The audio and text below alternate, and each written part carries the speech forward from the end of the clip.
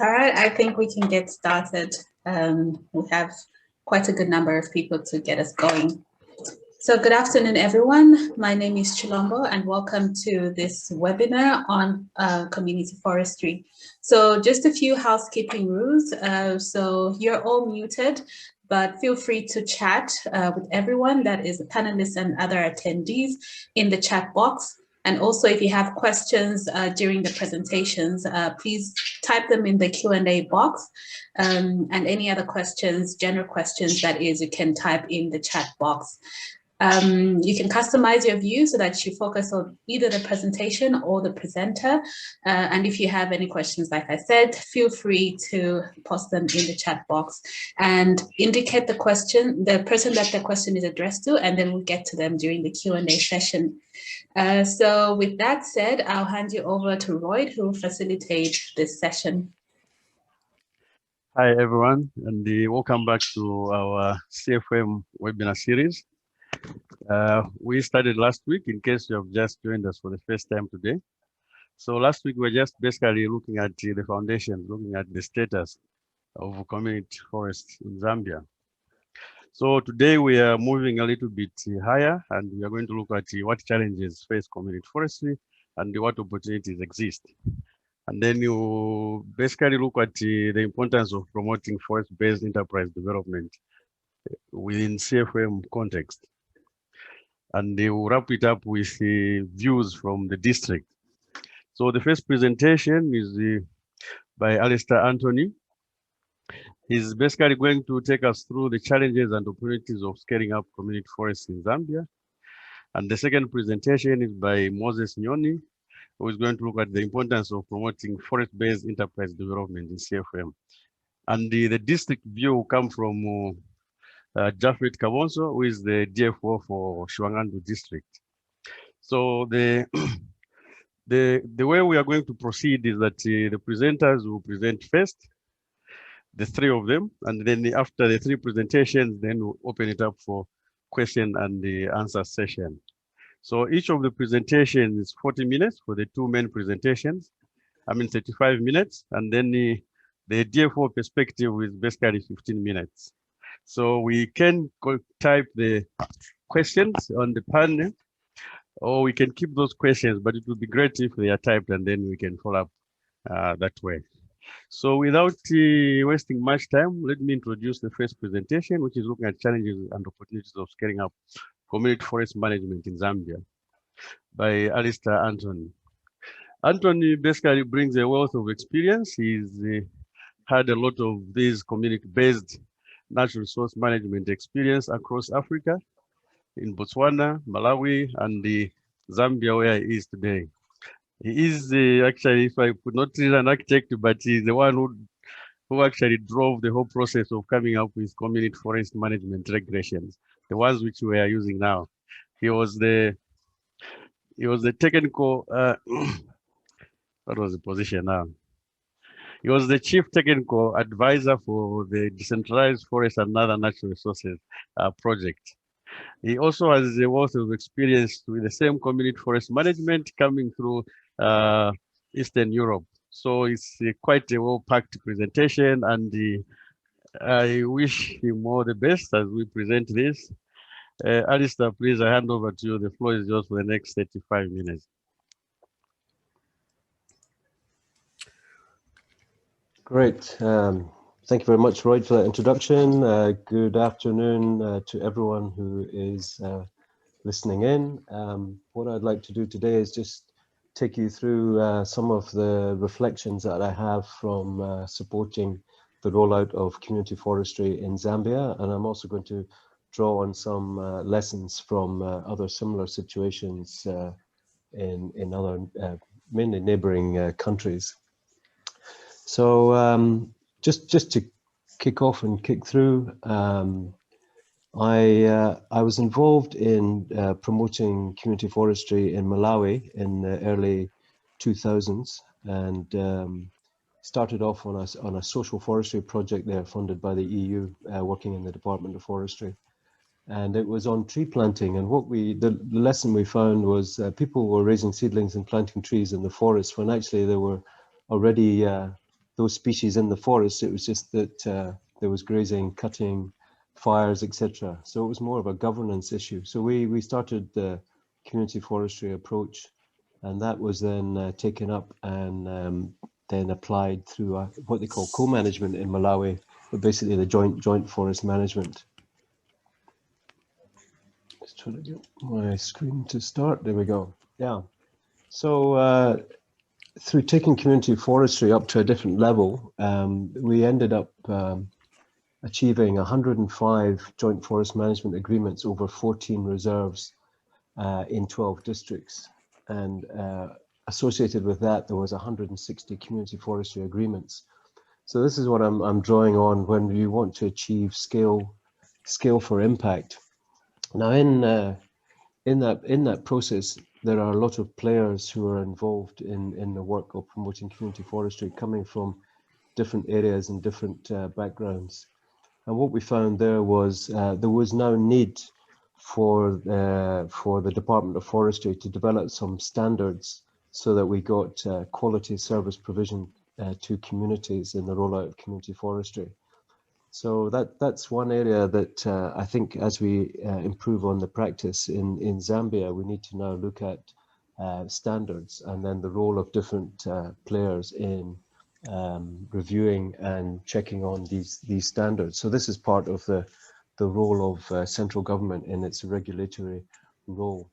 We also learned that as communities took over the management of forests, that conflicts arose, and particularly with forest law enforcement, and there was need for a common understanding of how laws should be applied and who should be involved in applying those laws. So again, that's a lesson learning for Zambia. With so many people involved in institutions and organizations rolling out community forestry, ensuring that there's sufficient capacity available, and the sharing the learning from the practice is also important. And we developed sort of online web-based type manual for community forestry, which drew on these standards and guidelines that had been developed. So then I came to Zambia in 2015, and as Roy said, supported the Forestry Department through the Decentralized Forest and Other Natural Resources Management Program. And that started in 2015 when the new Forestry Act was approved, and that brought in community forestry to Zambia. And what in assisting the department with the rollout of that process, we had to develop a process.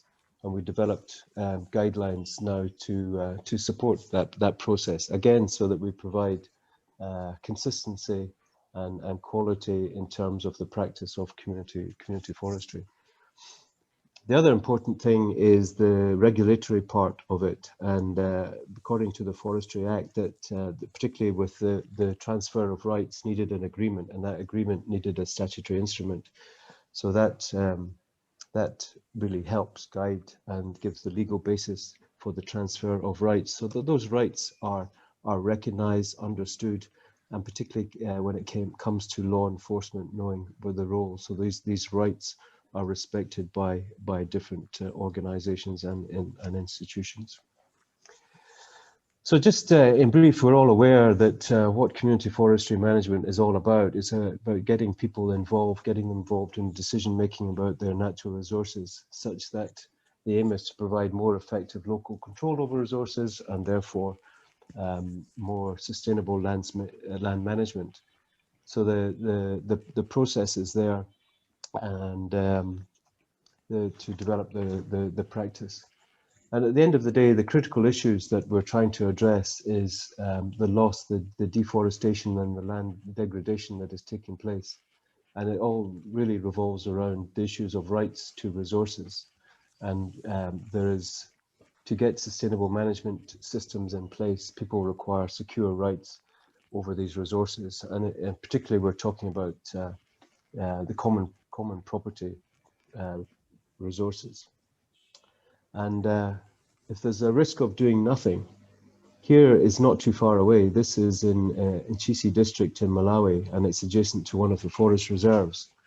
So that we can see that certainly these farming systems are not climate smart, and therefore the communities in this area are not climate resistant. So I think this is a sort of a warning that is needed, that unless we bring in these sustainable land management systems in place, that the consequences are quite severe. Through the practice of community forestry, we can see that that results can be achieved, that there can be over time restoration of degraded forest land areas.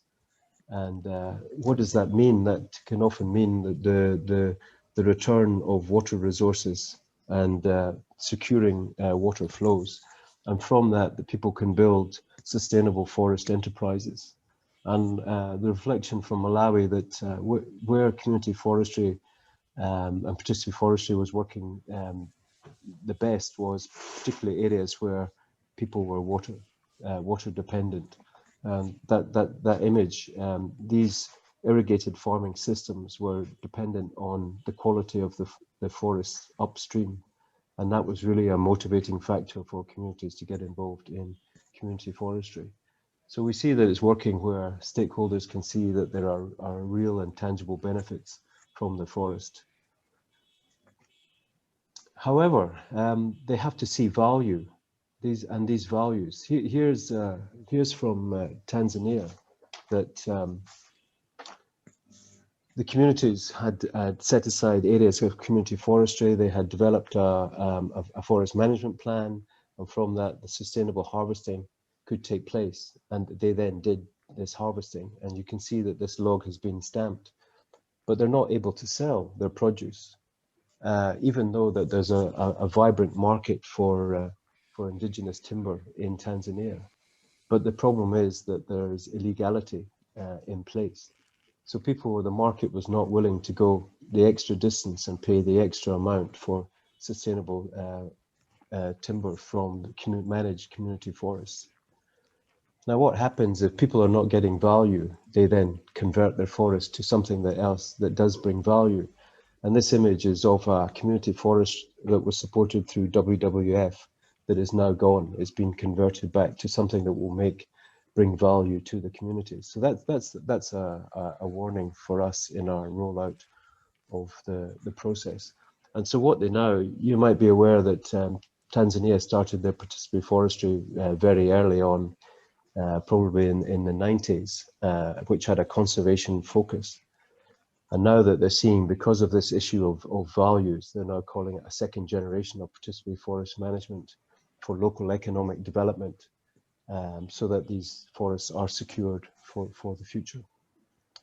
Now, coming to Zambia, we're very fortunate here. We have a very good enabling environment for community forestry. We have the Forestry Act, of course, 2015, the regulations and statutory instrument. But also there are other, such as the Wildlife Act, which bring in community-based management of natural resources, and the Urban and Regional Planning Act of 2015, bringing people into the decision-making over planning for development in their areas. So these set some of the basis for ensuring that our community forestry can be rolled out. The National Strategy for reducing deforestation and forest degradation, again, a useful document. Climate change policy, and even in the 7th National Development Plan, land under sustainable management and also CFMGs are an indicator of implementation. So these are promoting us. We also need champions. Champions are very important for community forestry, and we've been very fortunate with Mr. Makumba, the Director of Forestry. He's supported this process right from the start and helped through the department develop and test the national guidelines, the processes for community forestry, and also getting the regulation through and approved by the Minister, which helps the transfer of rights. We're also very fortunate that there's now clear guidance for practitioners to help them negotiate and support this transfer of rights and authority and control, and the management of benefits from forests to communities as stakeholders. And we're also very fortunate that we have good, strong support from our international development partners in the past and present, and also in the future, that will support this process and provide the resources to upscale it. But the issue is then, why are we not getting the intended scale and impact? The national strategy sets out the priorities and the objectives, but to be very frank, that's not translating to the practice on the ground in terms of scale and impact. And just looking at some of our areas that under the Zambia Integrated Forest Landscape Project that we've been supporting, unfortunately, when we see the size of the community forests coming out and the numbers per district, while each area of forest that is protected is of value to the communities associated with that forest, but in terms of achieving the scale and impact to make a difference on our climate and our environment, these are not sufficient. And what I would say is that community forestry, the approach is not really embedded yet in the district planning systems. And some of the challenges, I would say that unfortunately community forestry is still considered as a project, when actually with all these policy and strategy implements, and I'm constantly having to remind people that it is a policy of government. It's not a project, just because it's supported by our international development partners. It is not a project. And we need to support it as a strategy to safeguard our forests, improve our forest-based livelihoods, and reduce our carbon emissions to mitigate our climate change. So there's some urgency with doing this. And we've just received information on the emissions, the greenhouse gas emissions in Eastern Province over the last, just over the last 10 years. And we can see that the degradation of forest areas is quite significant, and also the emissions from forest loss to agriculture. And if we look at that on a percentage basis, it's quite concerning that almost 50% of the emissions in Eastern Province are coming from forest areas, through the degradation of these forest areas, the fires, the cutting, the use of these forests are resulting in almost 50% of the emissions. And then only, well, it's quite significant also, but 15 to 16% of those is coming from the loss of forests. So these should be warnings to us where we should be focusing our attention and activities and investments to try and reduce the emissions that are coming from these areas. So there's some urgencies to that. We should be bringing these areas, most of the forest areas, on some form of sustainable management systems. And this is what's indicated by our national strategies, but the challenge is making it a reality. Also, some of our challenges is having the tools available to support and communicate some of these concerns and degradation. And as a practitioner here, I found it difficult to get hold of this information to use to inform planning and management at district level, and using it to communicate. And just looking at this, just for one local forest area, from 2013 to 2020, the change that has occurred in the forest area. And this is hugely important in communicating these issues to the stakeholders. And we've used it now in our engagement process. It's very important because it's a requirement of for integrated planning at district level. However, some of the draft plans that I've seen in the province here were using 2010 data. So if we're using out-of-date data, we can surely not plan for and resolve some of these differences. The other thing that has come out from review of the integrated development plans for our district areas, that the treatment of our protected forest areas, these are really district assets and should be considered and focused on. So when we're trying to upscale our community forestry, these are some of the areas that we need to look at. In terms of the national strategy, we're talking about taking a landscape approach but how this translates to district level planning, of where we focus our attention and our resources, is not yet clear.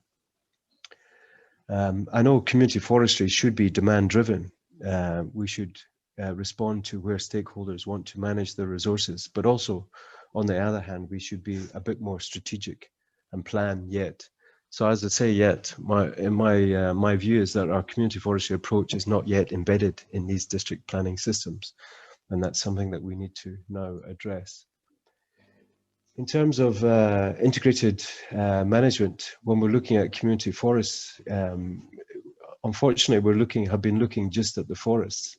And while the forest areas that are identified by our communities to keep us forests for sustainable use and benefit in the future, the areas that are surrounding the forest and how they're managed really are not being considered. And unfortunately, our community forestry approach does not really cover the management of trees out of the community forest management area. And I think that is something that is a bit of a policy gap. We do have in Eastern Provinces some chieftain conservation areas which do allow for management of trees in the agricultural landscape. But I would say that in terms of policy and strategy, that's not yet adequately covered. In terms of spatial data, also one of our challenges is how we coordinate when applications and planning is taking place. And these are not really being coordinated so that we can see what is happening in adjacent areas. So the result is we're getting, and because they're being supported by different projects or development partners or service providers, that level of coordination also is not there. So here we have an area down in Nyimba where there's one area of community forestry, and of course they've allowed for one, but then this Chikambola community forest area, they have wanted to increase their area, and now that impinges on another area. So if we're not taking account of what is happening next door, then the danger is that we can actually cause and create conflicts. So we've already had an application again, which overlaps with an existing community forest area, or that we found that there's a timber concession that is already contained within a community forest area. So it really now needs for better spatial data analysis and sharing. I use an example here is from the webpage from the Forestry Department in Namibia, and you can actually go online and you can see where the status of their community forests and even the status of the applications of community forestry. So that's something to think about here. And you can see where the community forests are located and how they relate to other protected land areas. We have, I think, a very good process that helps guide both practitioners and communities through the process of identifying their areas and securing rights to forests.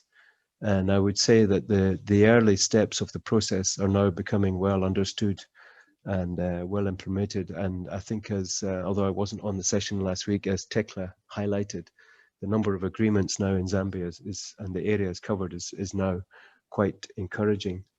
But I would say that we need to now focus on step 6, the implementation of these management plans and building the capacity of these new fledgling community groups to manage their forests, because we're actually being asking them to do some fairly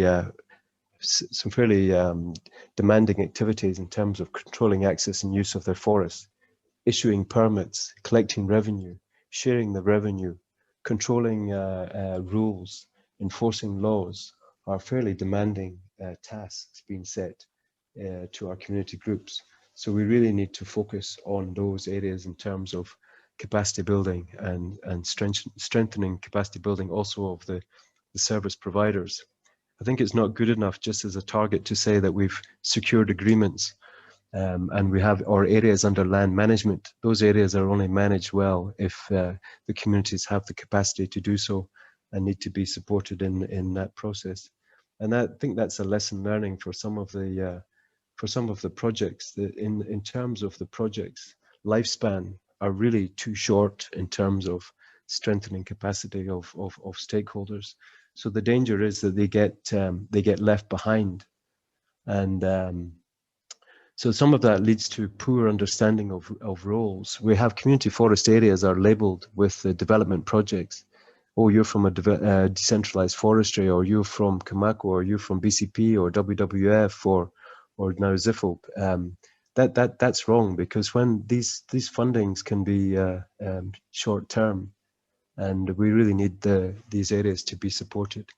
So I think we really need to look at the issue of ownership of the process, who is owning it and who is supporting it, and post project support. Step 7 is also hugely critical: how we monitor and support and mentor our communities, and what is the learning, and how can that be shared so that it further strengthens the capacity of service providers and the community groups. And this is where we come in, and that's why I showed the slide from Malawi, the need for standards, so that we can ensure that in each area that quality support is being provided to our groups. And if the quality support provided to the groups, then the resources will be managed in a more sustainable way, and we'll all achieve the objectives that we're looking for. Trust has been one of the biggest issue. Building trust, strengthening relationships is critical and fundamental to community forestry. And I would say from our practice that this is applied in many areas. So in this one down in Nyimba, Mwansanika, the light green was the first area they applied for, did their management plan and entered into an agreement with the Director of Forestry for. And through that process, it strengthened their understanding of what community forestry was all about, their role and the benefits to them. So they immediately asked for a bigger area to increase the size of the area under community management and control. And that was also a learning from the decentralized forestry project, that trust is earned. And as soon as we did the training on control and issuing permits, that was when the community groups found out it was for real, that this process was for them. They were the beneficiaries. And actually they said to us, you know, the areas that we identified were not, they did a risk assessment. They said that the areas they identified were not really the most important to them, because they weren't sure about whose forest and who would be the beneficiaries. But as soon as we did the training on control and licensing, they knew it was for them. And immediately they then identified further areas to bring under management. So that was a huge lesson learning, that we need to ensure that trust is there and relationships are built, so that we can, and also build into the process so that there can be expansion and additional areas brought in. So what about our protected forest areas? These are hugely under threat. I think that applies over the whole country. This image is from Lindadzi National Forest. It's a national forest, and therefore it was gazetted because it's a forest of national importance. It was gazetted, you know, to conserve ecosystems and biodiversity. It was to help manage major catchment area. But in terms of climate and emissions reductions, we can see that agricultural and crop settlement has come into this forest area. And even that there are schools and clinics, government schools and clinics within the forest areas. And as small settlements expand and small schools are there, then the demand for other services will be put on the districts. So what do we need to do about it? Is we need to reflect again back on the national strategy and the objective 1, that management of protected areas is equally important. That actually in the forestry regulations for community forestry, it is quite clear that community forestry can also be applied in the local forests or any other forest area in the country as well. And so what we're doing here in Eastern Province through the Zambia Integrated Forest Landscape Project is bring in community forestry into local forests. And we've started a planning process in Mpomwa local forest, which is between Mambwe and Kasanengwa.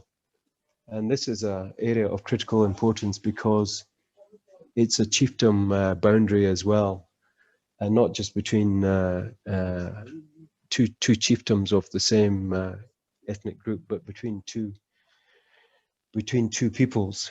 And again, where there's a boundary, there's scope for conflicts, and conflicts result usually in environmental degradation. So through this process of starting community forestry, we brought these two groups together, and we've managed to get them now to agree to work together to protect the forest. And we've used those forest cover change analysis as the entry point to build their interest. And we've also using this slogan now so that they understand that a local forest is not just a government forest. It's a local forest and named for a reason. And even in the Forestry Act, it's saying it's a forest for local needs. And if there are local issues over those local forests, then we need to develop local solutions.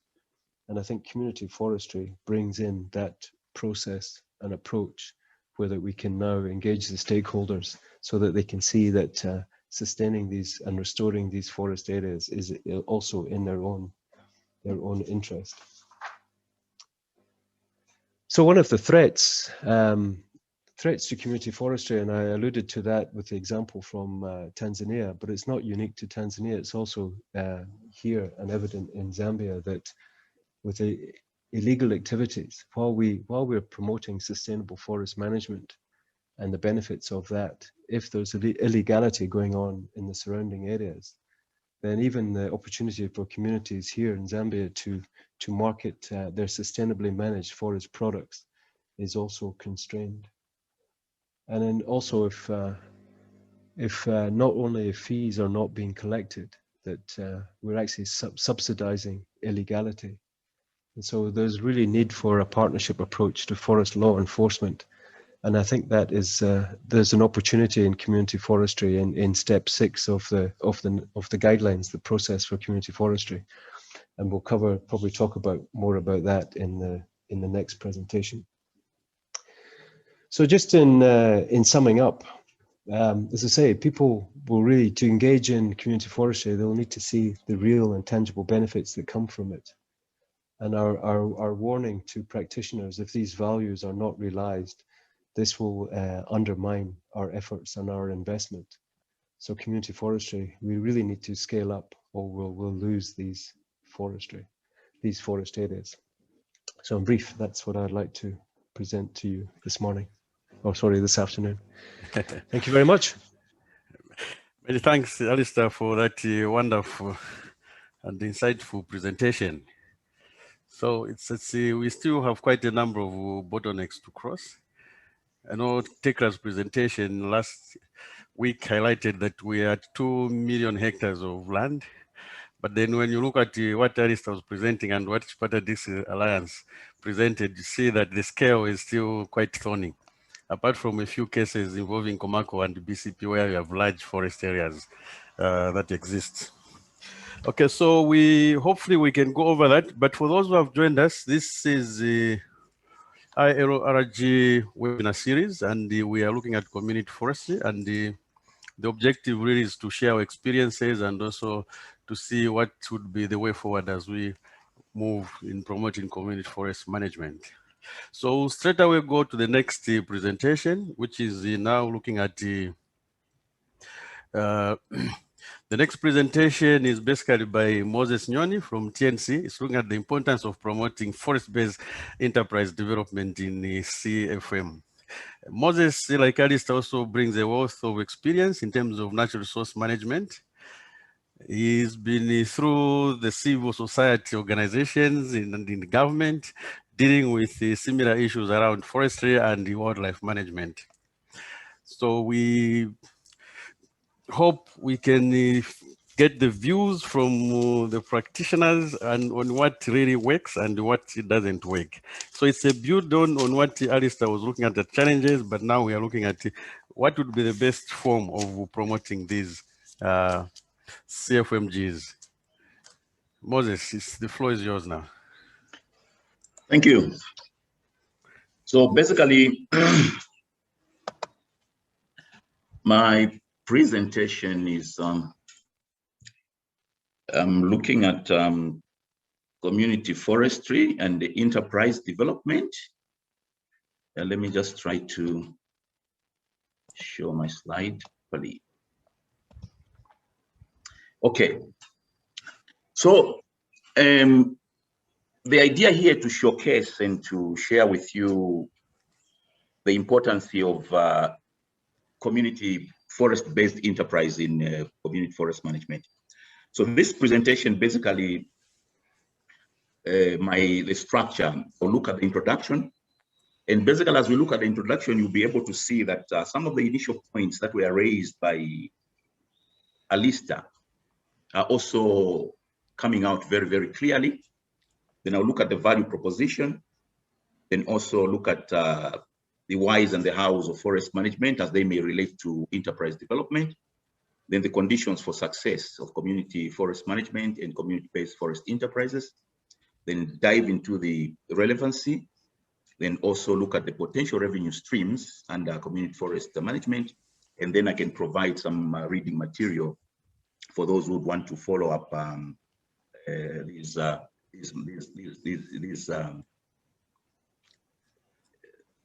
would want to follow up this discussion.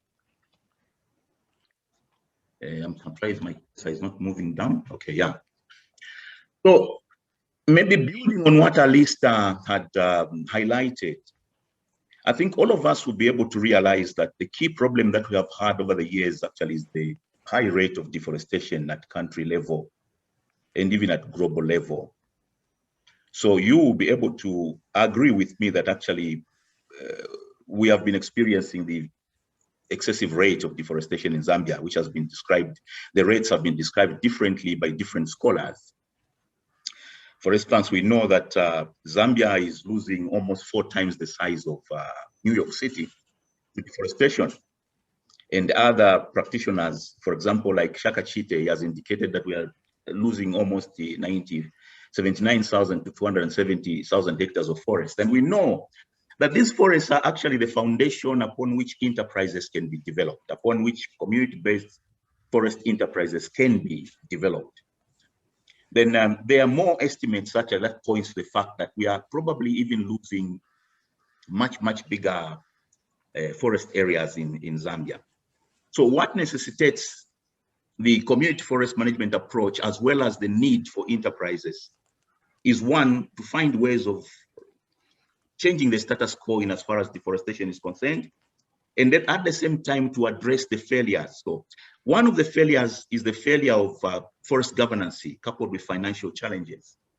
According to the forest law enforcement governance and trade study that was conducted in 2017, it is very clear that we have always having this centralized system of managing the forest, which has not worked for us over the years.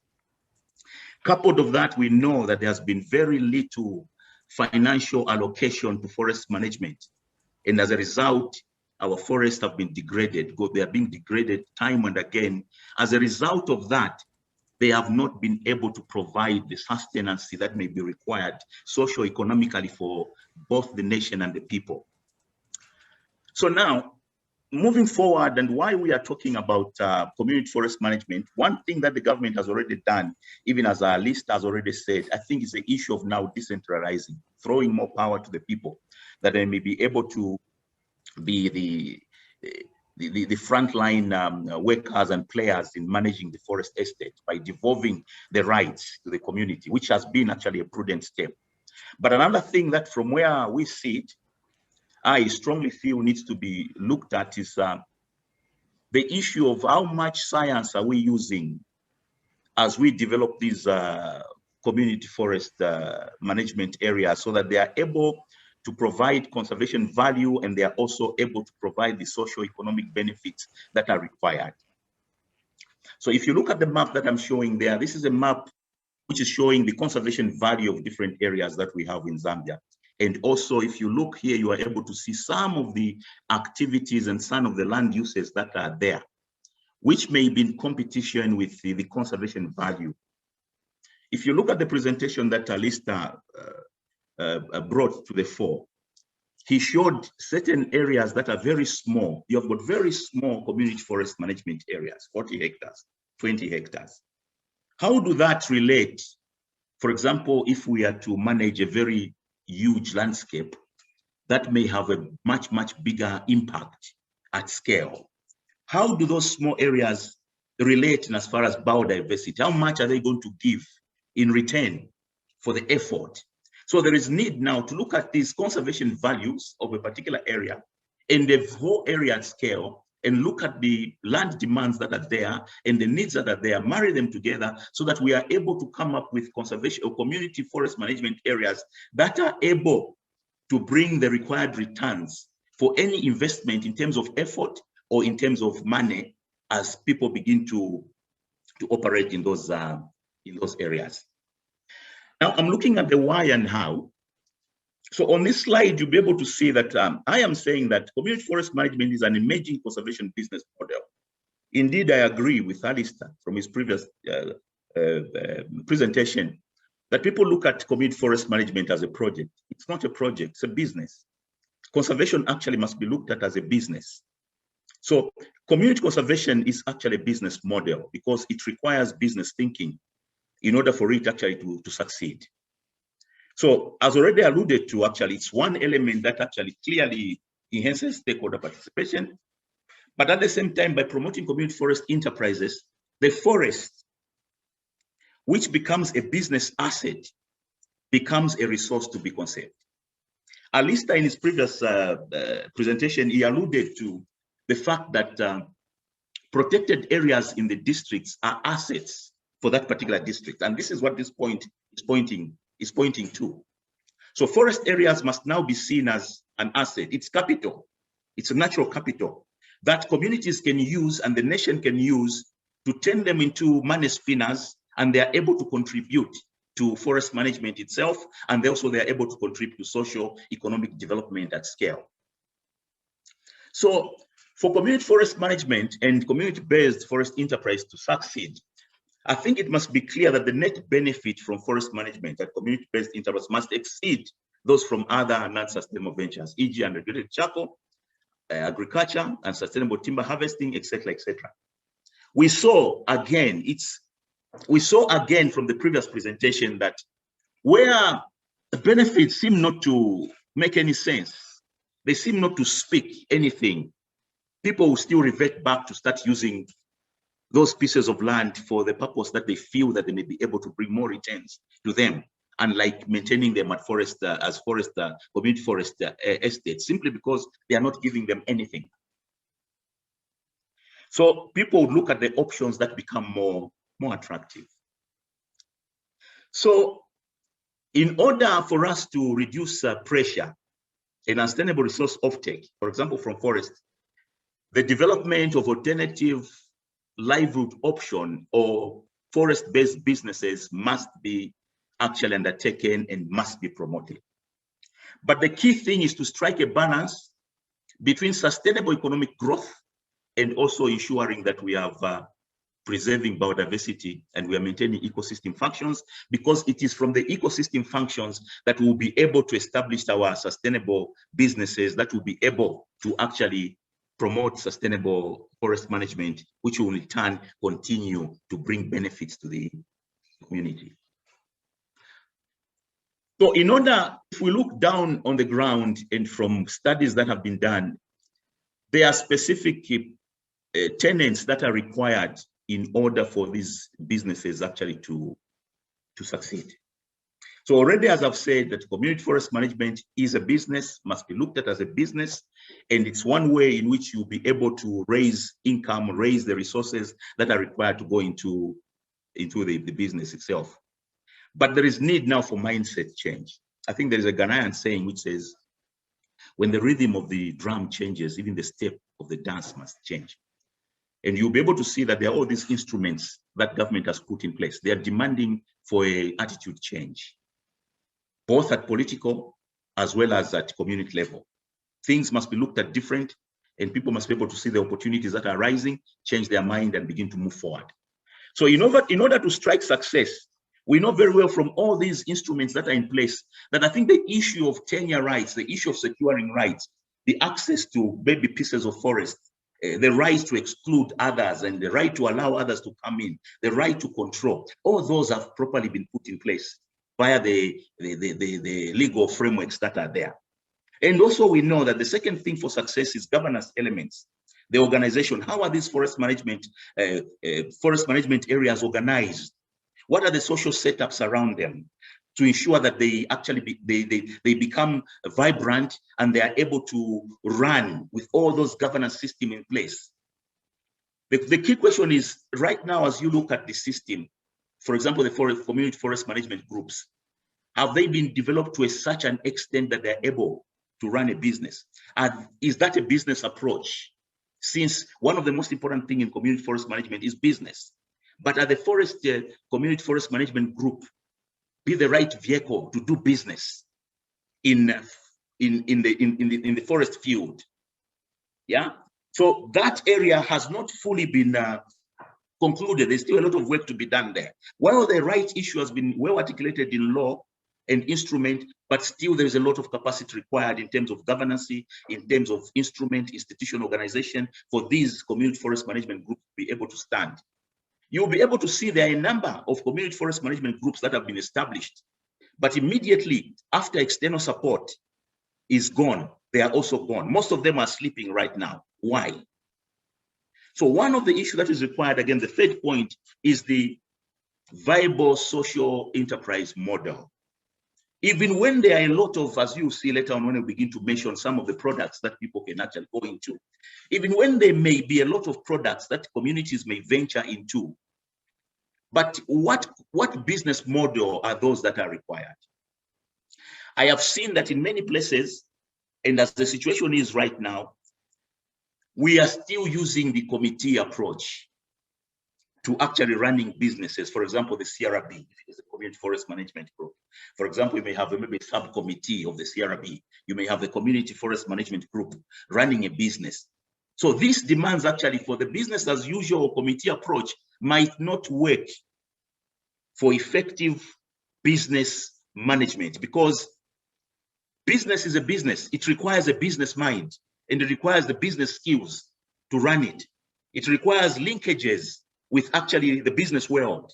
So a business model, an enterprise model that is able to address the real business needs at community level in the absence of the capacity that is not adequate, that is actually one thing that needs to be looked at. And I think it's one thing that has not been well articulated at this stage. And that is the reason that some of the community businesses around community forest management may not be doing well.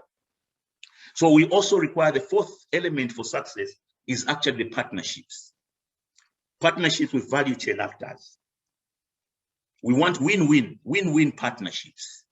How do we develop these win-win partnerships in order for communities to be able to have that confidence? We talked about the trust, being able to say we can go in partners with X, we'll produce XY, we'll be able to guess Y and Z, then we'll be able to do this and that. So partnerships are also required. That is very important. So these are the four factors that may actually lead us to have successful community enterprises. If I may dwell into or dive into the relevancy of the community-based forest enterprises, I think it's indisputable for all of us. We know that actually there is a very strong link or very strong correlation between environmental degradation, climate change, and poverty. So entrepreneurship becomes a vehicle for positive change. Entrepreneurship actually is a vehicle even for employment creation when the atmosphere is conducive. So communities and livelihood well-being must be guaranteed for community to buy into community forestry. So if communities in any area X, they are able to see that the community forest is able to provide for them, then definitely they will buy in and they will move in and they'll begin to run with the business and be able to actually support it so that they know it is going to support them in return. So livelihood systems strongly linked, as this point actually has been alluded by Alistair.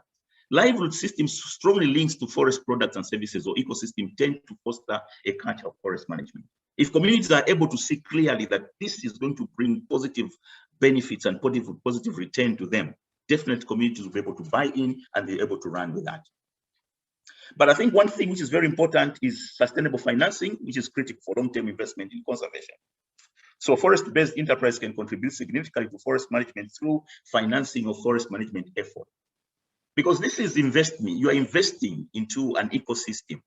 It requires time. Time is money. It requires resources. So where will these resources come from that will continue to reinvest into management, into fire management, into protecting, into probably payment of guards and all that, which means there must be a money-making machine. There must be a money-making machine somewhere which should be able to actually provide. We should be able to provide.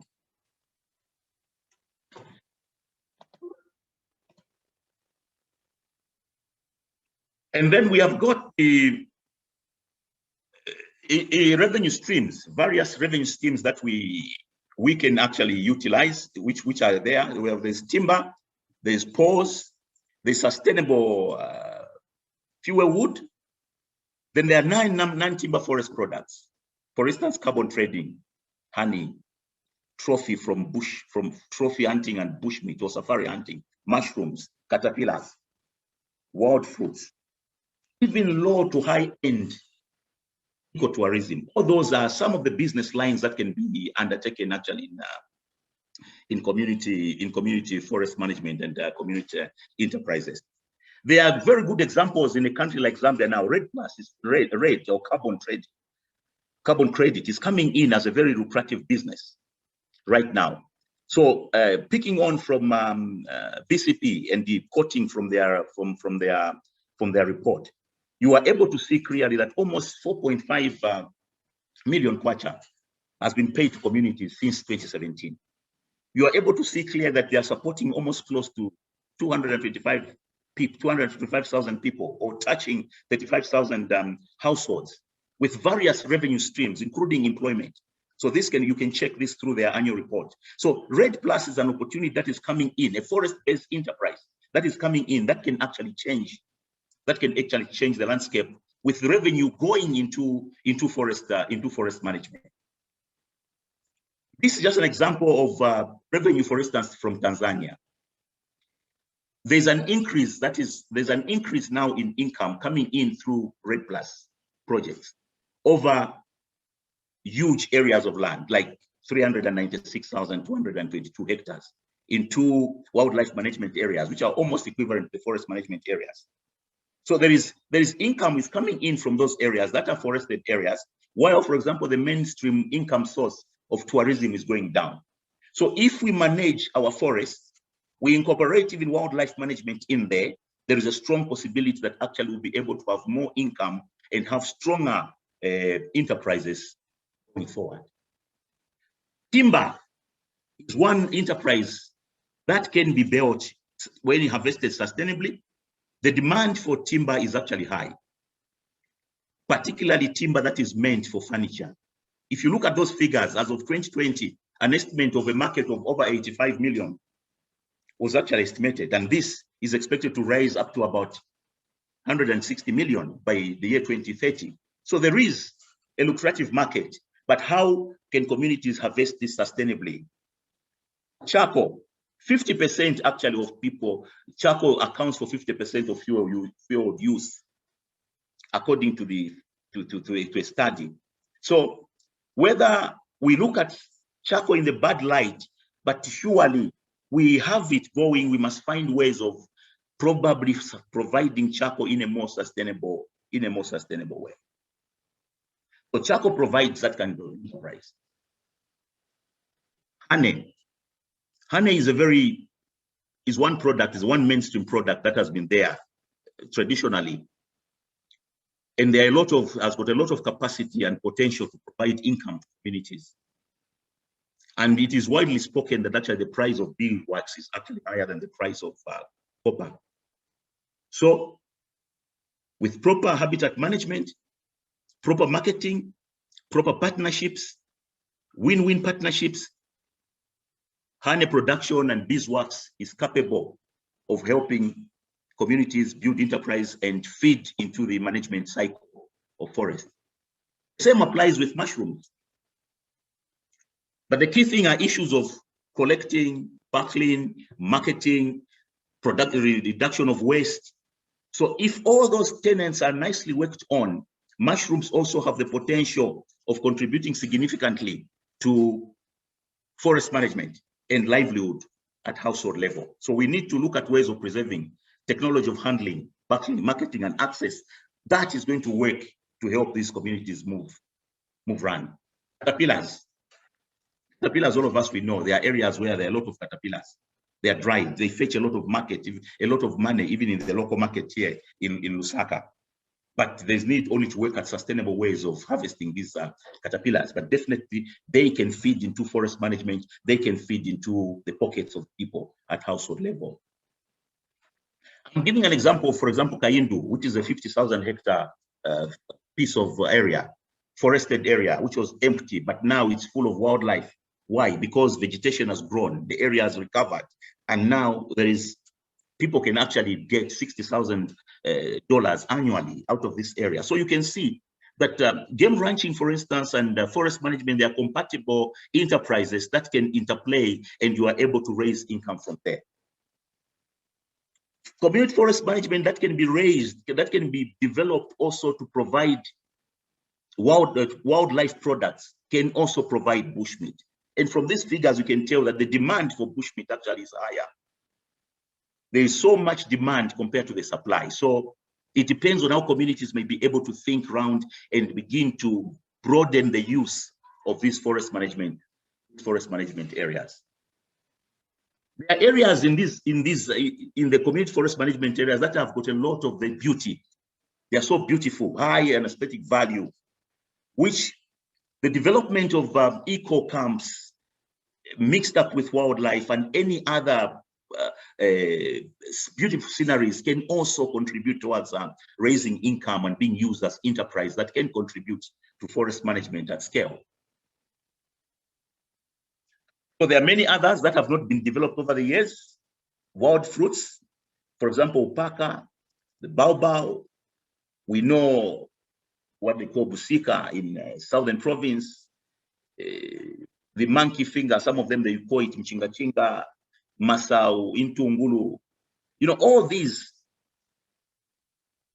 have got potential for use in the business in this forest, community forest management, including essential oils, edible oils. For example, if people are able to collect reasonable quantities of Ochna species, they'll be able to give them oil. There are some you can get resin, but where is the market? So we haven't done the market development in order for us to be able to actually develop these products. So these products can be developed and this product can be sold and they can contribute to forest management. So challenges or red flags with regard to enterprises. One is community high expectations. Everywhere where community forest management groups and community forest areas are being done, there starts with a lot of high expectation. People, they would want to benefit there and then. Elite capture, we see it. Inadequate business management capacity, early gratification, and low investment culture. This is where you see people would want immediately, they must begin to see benefits trickling in when it takes probably 5 years to develop a carbon project. So that's the challenge. Business domination. If we're not careful, we're going to have a lot of monopolies. When you have a lot of monopolies, it's very difficult to actually negotiate for the best price. And also, some communities are not ready for high income. For example, in RED Plus areas where a lot of income may come in, some communities are not able to actually manage those resources well. Instead of uniting the communities, some communities, they begin to divide as a result of more income coming in. Lastly, but not the least, in case you are interested in reading more, there are these materials that I've provided here, which basically you can refer to for further reading. I think from me, thank you very much, and thank you for listening. Many thanks, Moses, for that wonderful presentation and also very insightful. You brought out very important points. So So really the take home is that if we are going to promote community forest management, then we must promote it from a business angle. We have to do things differently from the way we have been doing in the past. It's not like it's the first time we've been trying to promote community forests. We've been trying it, but in different ways. The only difference with now is that we have legal rights to this. So really, it's up to us to begin to look at things in a very different way. I wish we had more DFOs, but I see the number of people from FD, but not really DFOs. Okay, so now we are going into the last presentation before I can open up for question and answer session. This is a presentation coming from the champion of community forest, if you put it that way. It's one champion we have created. There are several of them, of course, within Forest Department. Mr. Kawonso is the District Forest Officer for Shiwangandu District, and he's going to take us through what he has gone through in terms of setting up community forestry. This is a district where support ended, but they have continued to scale up community forestry without any donor support, using internal resources. Japheth, the floor is yours, please.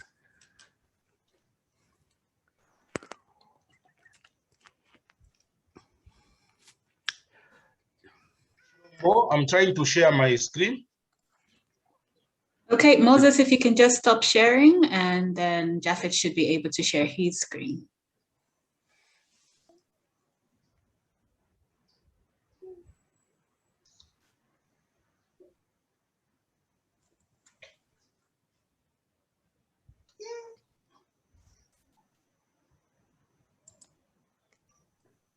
Okay. Japheth, you can go ahead now. Thank you. My name is Japheth Kawonso. I'm the District Forest Officer. So I'm an expert in community forestry as well as a consultant. First of all, I need to recognize the support from both the governments, the government of the Republic of Zambia, as well as the Finland, for the support that was rendered towards the decentralized forest and other natural resources management program, where we drew a lot of experience. They say that, yes? We can't see your screen. Please do share your screen. You can proceed. Are you able to see my screen now? Not yet. Okay, I'll share from this end, no problem. Okay, great.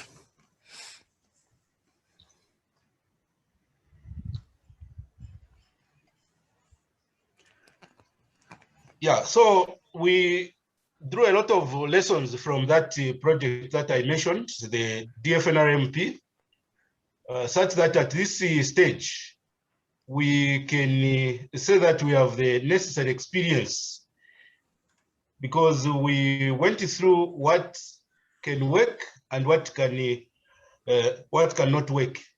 And they say that experience is the best teacher. And so we have the necessary experience to share with our colleagues on what can work and what cannot work. Of course, learning is dynamic, doesn't end.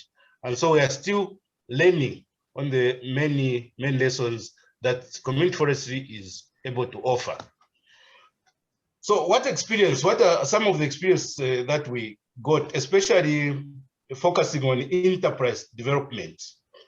Because we believe that we can go through all these steps as long as we do not do well on step 6, then all our efforts will go in vain.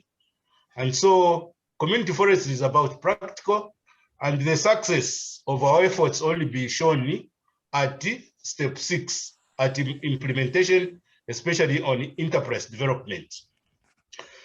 So when we are talking about enterprise development, in any community, there are many uses of community products.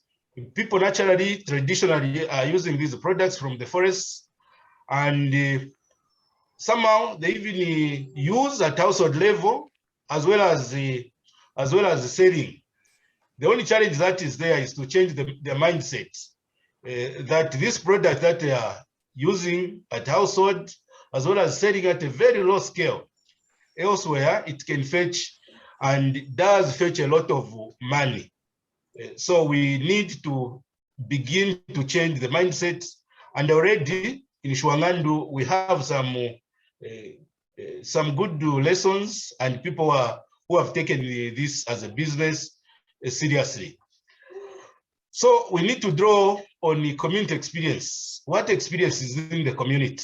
So instead of introducing a completely different enterprise, we need to draw on the experience that is already there in the community. Like I said, there are people already who are doing something, but what they are doing perhaps may not be at a higher scale. So we need to take advantage of the experience that is there and build on that experience to encouraging them to start selling the products that perhaps they were viewing in the past as not very valuable. We need to encourage them that elsewhere, this can fetch some good money. And so build on enterprises that exist. This point we cannot overemphasize. The enterprises that exist in the community, as well as that which form the highest return with very minimal investment. For example, some products, if they are sold locally, you find that they sell very cheaply. But when you take it to the urban market, or indeed you just cover a few kilometers, 10 kilometers, 15 kilometers to that market, you find that the price triples all of a sudden. So we need to start taking advantage of that, because then communities will feel motivated even to doing more. But we also need to choose products that can sell easily and have high market value. For example, many Zambians like caterpillars, and especially now, many people would want to eat natural foods. Natural foods are on the rise. People seem to have more interest to eating natural foods as compared to these other foods.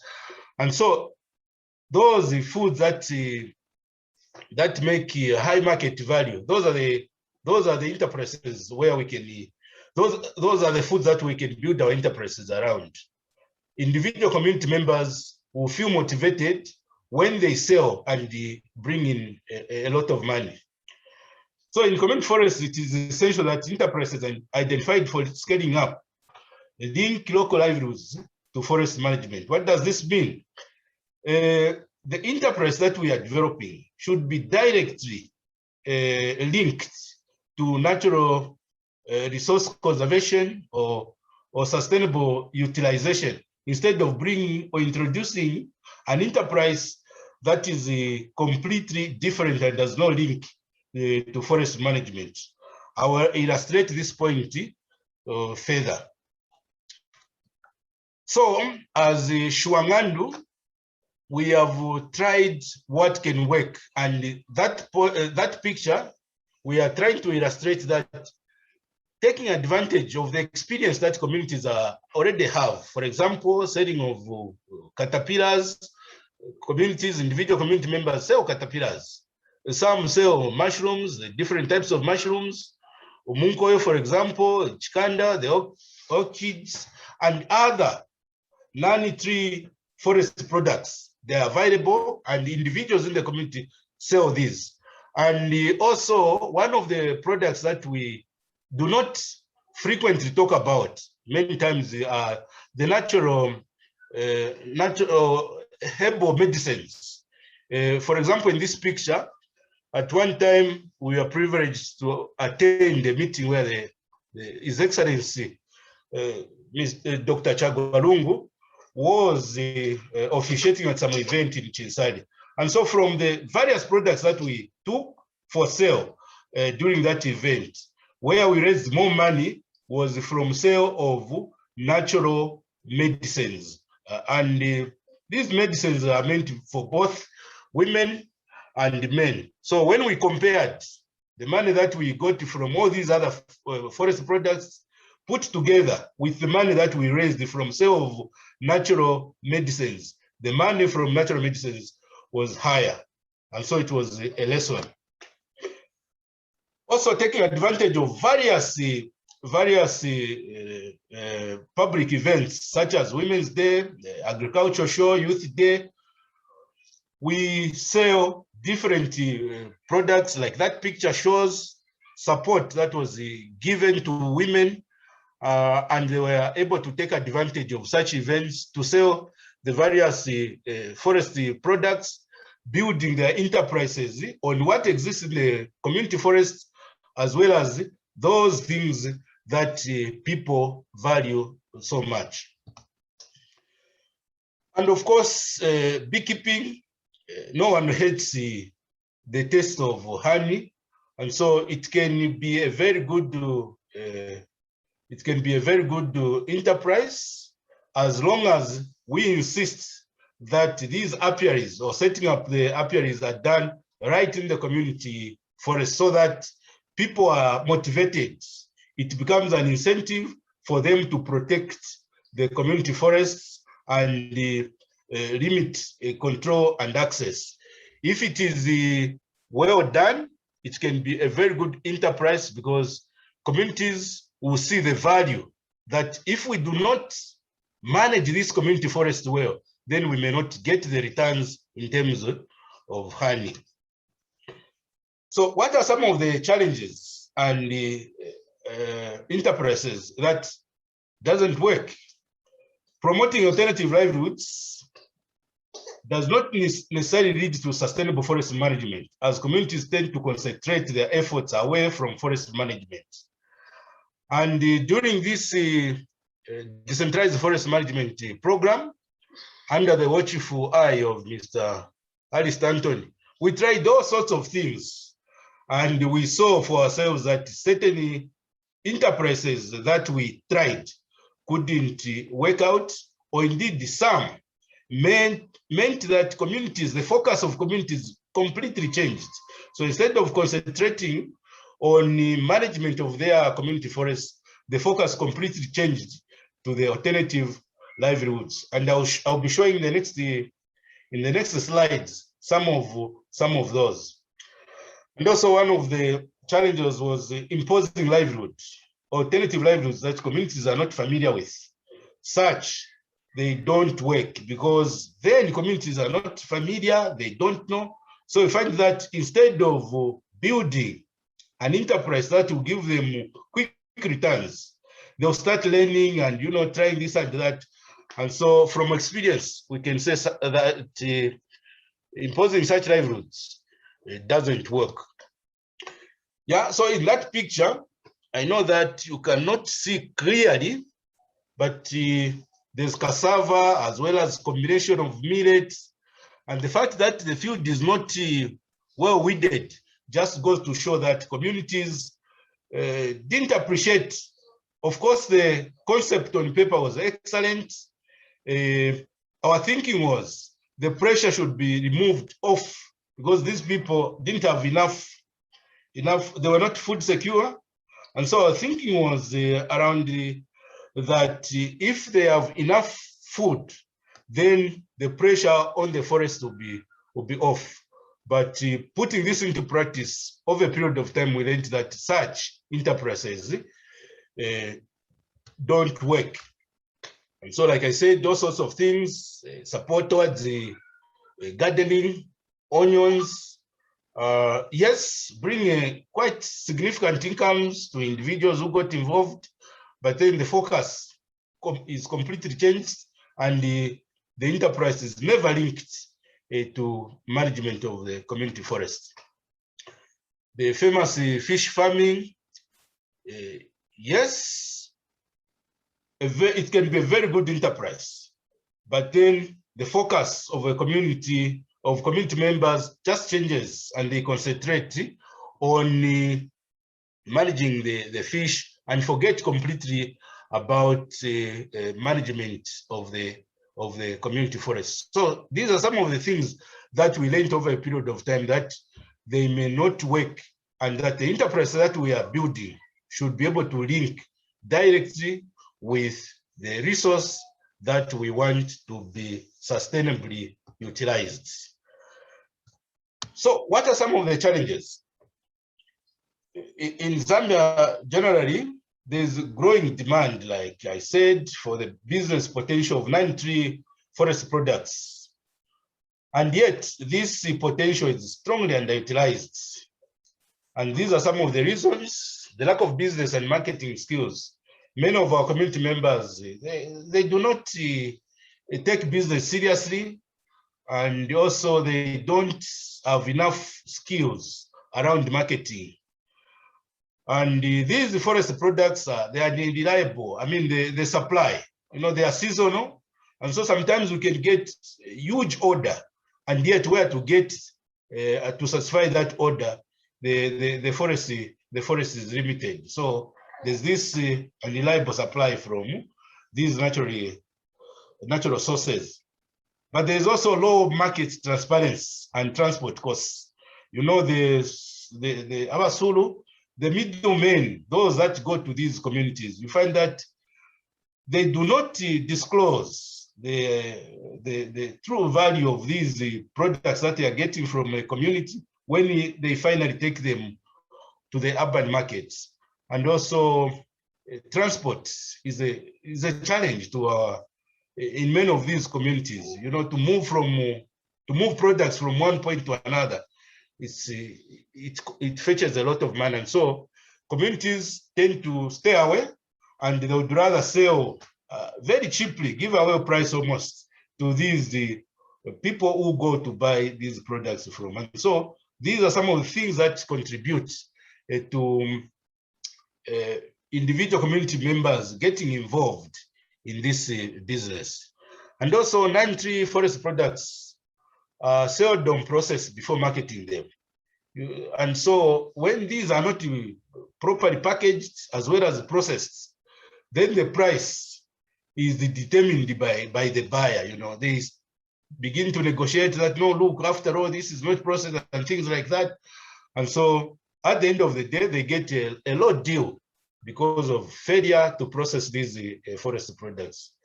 And of course, community-based institutions lack the capacity to run forest-based enterprises as a business. This, even Moses has just been talking about it, that people do not take things serious. And even us as Shuangandu, we've seen this, that from the many individuals that were trained to very few have taken up enterprise as a business and community forest as a business and take it seriously. So as I conclude, I thought that I needed to bring out these points. Initially, even as Shuangandu, we had a lot of suspicious, communities were suspicious when it came to community forestry. And there was a lot of resistance. Others were saying, no, this is the way government wants to grab land. Others gave me a lot of land that, no, this is Kabonso's farm. He wants to buy a farm and things like that. Even the vehicle that we were using, an old vehicle, was named Kabonso and things like that. So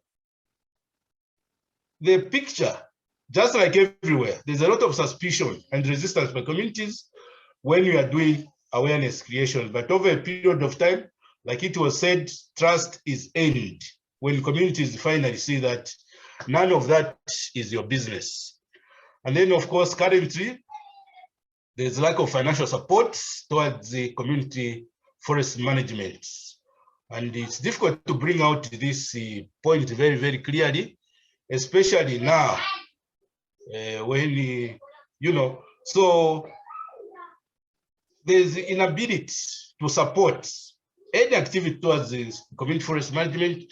And of course, I'm not a spokesperson for forest department, but focus is on the revenue generation as opposed to any other activity. Your hard working will be measured not on how many community forest management activities that you are doing, if you're a district forest or a forest officer, but on how much revenue you bring in government coffers. So we see that that's a big challenge. And of course, the COVID-19 pandemic has done us bad because, like I said, we're using these public events to promote and sell non-timber forest products. And so There was no International Women's Day, there was no Youth Day, no block shows, and now the district agriculture show may be cancelled owing to COVID. So during these events, that's where our community members would bring the various forest products that they have and sell at huge prices. And so this pandemic has done us bad. What opportunities are there? The first opportunity is the willingness by communities to take up community forest management in Chwangandu because they have heard from their neighbors what is happening. You know, there's a way information is spread and the communities communicate to one another. And so those communities that we started with are now sharing the information. When they meet informally, they communicate to individuals from different communities. And so if there's anyone who wants to support community forestry and where you are likely to get reception is Chwangandu. And so community forestry is no theory, it is practical. But then I also have a community member, Susan Sampa, who would want to say a few things before we bring this, before we close this presentation. With your indulgence, Professor. It's fine, just make it short. Is it within 5 minutes would be great.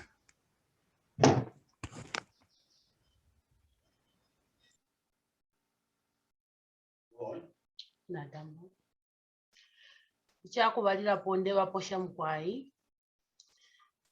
konganyapo mkwai wena ndetotera sana papa bonfi bantu mwatupere chakutambirapo pana mboanu tetuwaishibe chintu baletuletera mukupitira mu masambiriro aba bonfi benu aba balisa tusambirishe fintu ifingi sana ifirengere kwena fwe bantu natu yako pantanshi ukuchirofo twali kunu moko bantu kunu ma impange shita twashishibo kutira kuti mwabo obukumu bwakutira kuti bwatwafo pamanda nono kuti twasambirisha mona abana kwena tatwaishibe twale nukuloboa twale bona ulafie pamulandi wakwa bati twaishibe fintu winga bomba notibo atwale nukula twale botu nono pamulandi wakwa bati impanga tatwaisungire bwino nombo okulingana n'okupita mu mabonfi benu bantu mwatupere baisa tusambirisha okutusambirisha kwena pali ino nshita tuli abakutotera bantu impanga lintu tuyisungire bwino okulingana ofe batufundire kwena twaisa sanga paba ubupusano ofe kyali kunuma nofe kiri ino nshita twasanga okulingana ofe batufundire ofe twingasunga empanga yesu twasanga okutira ifishimu fyaisawa kupitira mukusunga bwino empanga twaisa sanga okuti ubowa bwamena ubwingisana okuchira bule twale kwata kaita twasungire bwino empanga mukana ishiba so nomba ubowa twalisa kwata obwingi sana nokushitapa nokunukula tulanukulako twashitira pono okushitira kuba nenso apa twabika pamo tula fifine nimbi mwaka sumbalesa mwakukitwe like ine winene ulelandanga Susan Sampa bambia banandi kwene chibalengesha pano motuma transport tulango twashupa ko bambi bakupera firafine bambi mukuburirwa bapera fya basulu ababera basulu bafuma mu town besa bo bapera firafine mpa mutengo fyo wachabe nomba ne wakutina shipikishako natwala firafine kuntanshi kwena tuli abakutotasana kwena fire twafa sana teyapopeka mukwai kulingano na ukupitira fye mumpanga fe eka na lisa sukaromba na serikali ilikula kumyesu kuntu tuikala i business yali bako shupa mutu mangwe so nombo fana shetawe kama oneko kuntashi kulingana nga kuishwa ngandu kwene kuikala babosi wakabonso na sonkera kwa kashopu kwene na lisonkera kwa kashopu kwene kuishwa ngandu omonde shitisha tumoto kwene pena na mona pona change futi ofyo nale shitisha kulia nofyo nde shitisha kwa muno mufulire kwa abantu na pena paliko change kuno kwene ichi ngalambo shakofe na pano mapano mulandu wa kusonkera kaitu wa odako wa sonkerako nenga ndataula kwata bwino kwena wapena kwati fechinga shingirisha kofe panono but ife fyonse filifye bwino kulingana nga mu community ba community fe ichireba shupa kofe ni transport na abasuru bene file finenga baisa kwena twa ine kwena mukuchimona kuti nalomba ko kwati ngobo afuirisho bale nga kuti batwashi nga kuti kwawa kwa kutwashima koka akarupia kangwe nga twashita filie fipe twashitisha twaisa wabwesi shakala kangwe nga kuti kwawo ko bengala twafwako kwena mukwaye kulanda kona ba community olo te yapopeka mukwayi ifintu ifingi ofe tuwapita mofyo batufunda ne mimana fyo kubusunga bwino mumana namona twalikwata mobukumu twalisa kai lyakalabanita baleisho balete mentulo balete maula amaishi yalechepa mumana so fyonse fibali tupiturukiramo twamba nokufunya mu emifolo tuleri makona amagadeni monse turesangira mu obukumba onyoni imisalu utuntutu alekana kwena abantu tuchirifira nomba ne tureba tasha nama nensu imishi tupalamene na yena na bena bali tini ne kairire pana mochali mukuti awe nimpanga yabaka bonso bala tupoke mpanga efino mbaisa sankashi baka bonso bale twafo fengo kulingana nofyo mwale batuma bale twafo fi efino mbala bona abakumbo kuti kwena ababantu nafo kuti twabakabira baisa tufunda kongefi mweba nensu bale emifunde tatwachishibe bwino kulingana mwaisho fya abantu mu mishumu fya lishupako batakuli abakumifunda bwino so kwena bena bale kabiro kuti bakwata ko bwafu ilisho. Okay, fyafura mkwae. Na totela sana. Yeah. So na totela sana mami efyo mwaranda po. So Naraisha Kokusta translate very quickly, but in a very summary way. So for those who are not following the language, what she's basically saying is that when they started, just to emphasize what Kabonso was saying, the community was very suspicious, but over time, they have now learned that it's a beneficial process. And arising from that, they have seen significant changes on the ground in terms of biodiversity, biodiversity status. So one of the things which she highlighted is, for example, the mushroom quantities were less than what they had before they started community forests, but after management, they can now see that the productivity of mushrooms has really gone up, and they have built a business around that non-wood forest product, including caterpillars. I think when we went first to Shiwangandu, caterpillars were a problem. It was just a few quantities, but now the quantities have actually grown as a result of managing this. So she's grateful to what happened to their place in terms of the project that went there and also what Kawonso is doing. So in a nutshell, that's what she was trying to highlight. Okay, so Kawonso, thank you very much for your presentation and bringing a community member to give you the actual side of the story. Okay, so now we are going into question and answer session. So there are a number of questions which have been raised. I think there are about a few of them we have responded to them, but there's still a number of outstanding questions. So one of what we'll do is I'll run through these questions quickly, and then on the panel, you can raise your hand and I will definitely not ignore you. We'll be taking maybe 3 or 4 questions, and then the panelists will respond. Where they can't, we can respond all of us. It's not like an examination, but it's a public kind of event. So Alistair, there was a question on you. Based on your experience, what scale of value would you term as enabling to CFM? And also comment on what we term as value in the project sense may not be value to the communities and the red tape associated with delivering incentives to the communities. Do we still have Alistair here? Hello? Hi, okay. Hi, yes, no, I'm still here, Okay. Yeah, the questions in terms of scale of value, there's a bit of relationship to the size of the forest area, to the values that can be derived from it. And while different areas are important to, I mean, every forest area is important to someone. And these have different values to different groups of people who live in the communities. So the main thing is for them now to assess their forest assets available and look at the values and look at the opportunities to develop and add values to those values. And what we do is we, in the community forestry process, we follow, we do a sort of forest product planning process, and that involves going through the forest areas, looking at the current use of the forest, what different products are of value to them as a community or individual households. Are they products that they just use for their own consumption, or are they products which have traded? What is the demand for these products? What is the availability of these products? And then looking at reconciling that demand with supply, we look at what are the issues that are affecting the forest.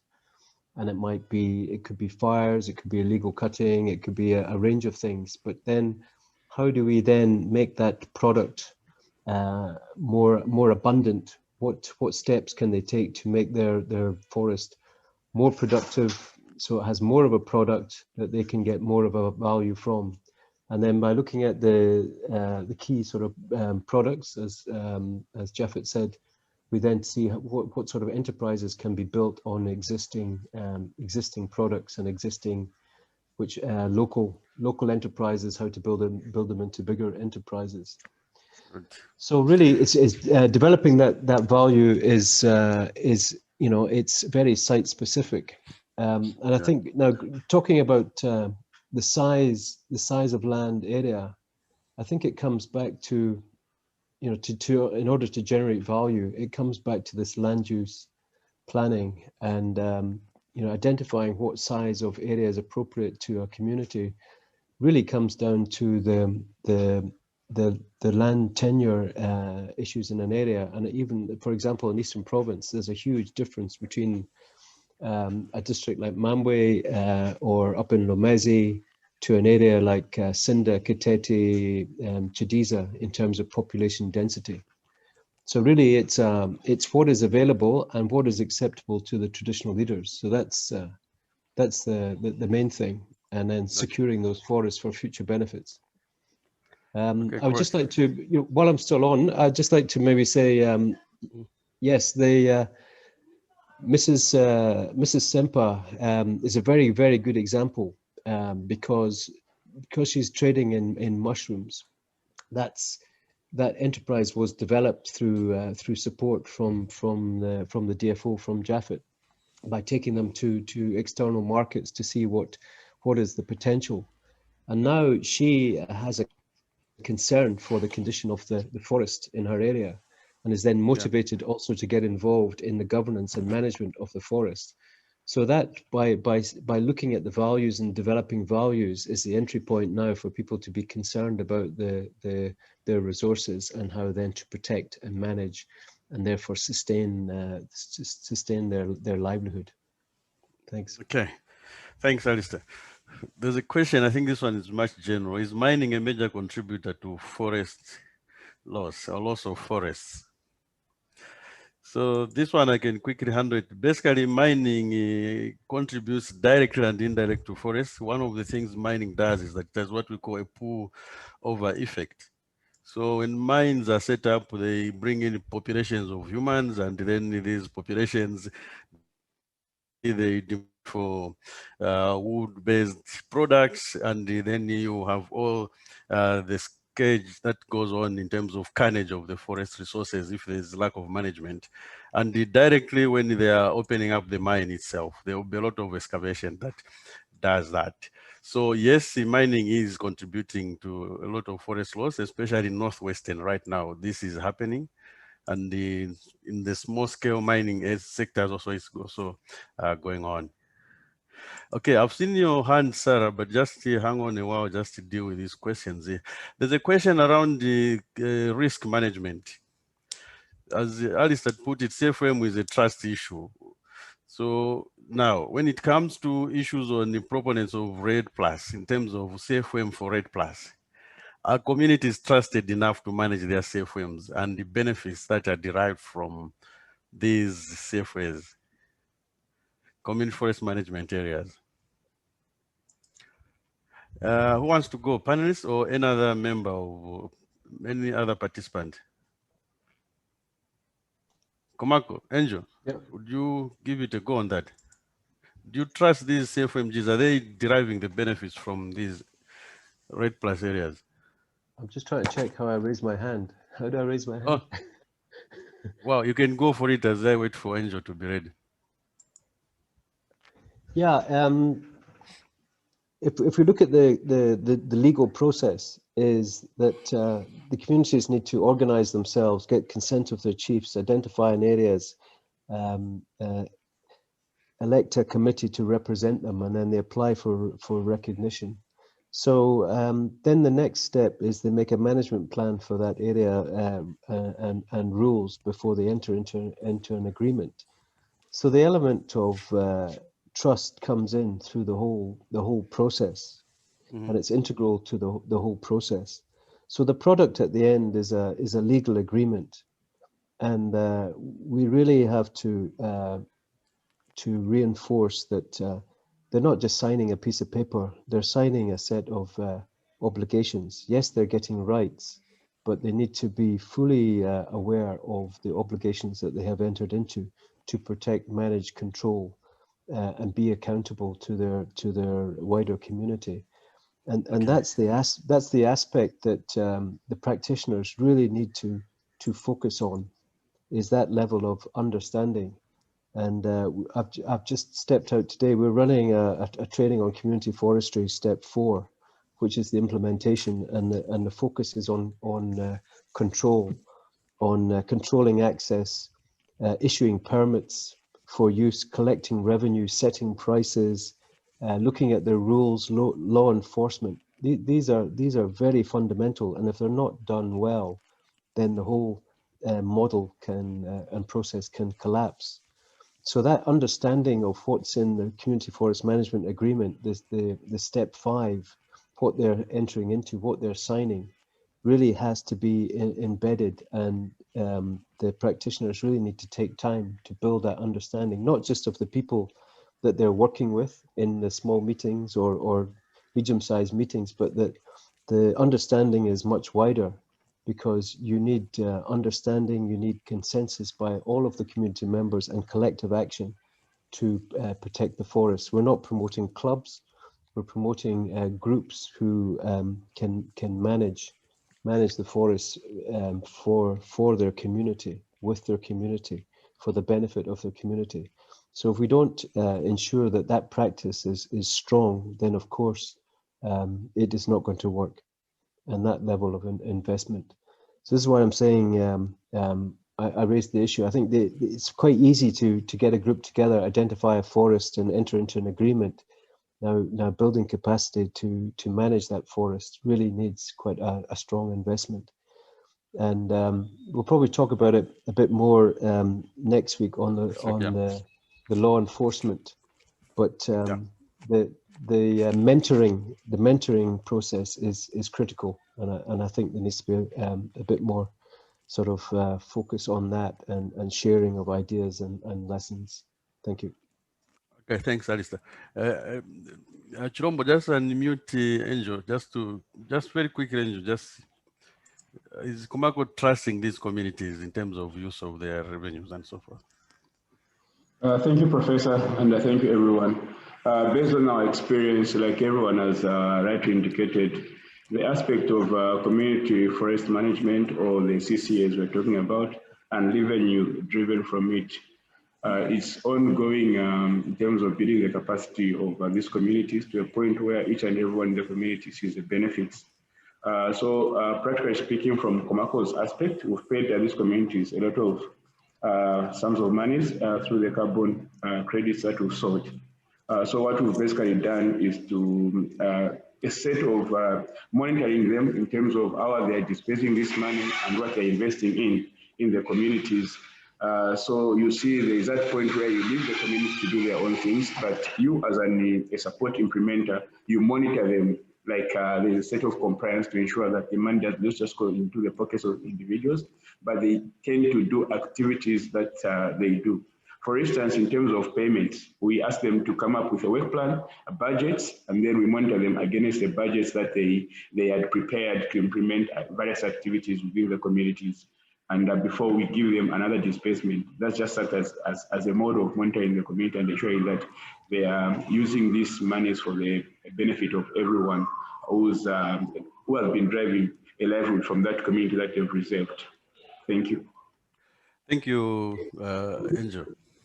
Okay, so I'll pause on the questions raised very quickly and just ask Sarah to comment or question, whichever is on your mind. Sarah, please. I think you're unmuted now.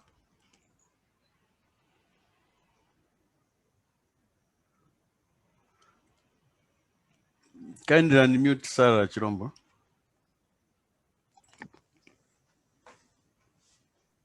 Yeah, I sent her a prompt, so she should be able to unmute. Okay, as she's preparing herself, there's Rolf had asked a question. He was looking at issues around the inefficient use of forest resources as leading to some of these problems of undervaluing and therefore becoming a disincentive when it comes to community forest management. But Moses' presentation answered that question for Rolf, and he has acknowledged that. Sarah, we're waiting for you if you are ready.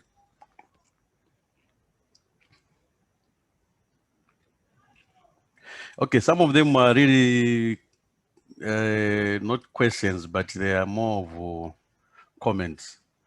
So I want to open you can raise your hands, those who have clarifications, questions, or comments really to add to what has been presented today.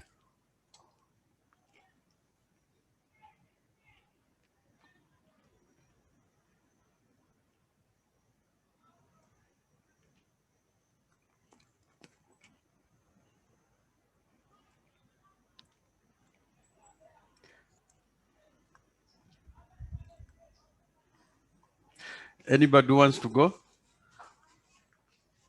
It seems the presentations were very clear in that case, and it has cleared most of our minds. Okay, so I want to say that thank you very much for attending this presentation, and we do have, oh, a question, Elizabeth, has not been answered. Let me just check.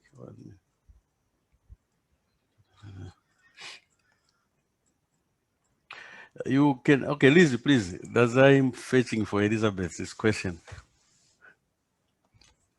You can unmute your mic, Lizzie. There's a prompt that has been sent to you.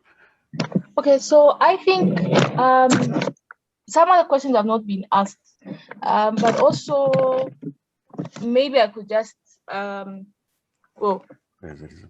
say out what I had written down concerning the fact that we need values that should be attached to this community, to the forests, that people should be able, for me, that is what I have seen to be the gap, where people do not realize what they have. And many times they want to look out for what is not within their locality and think that is where the money is.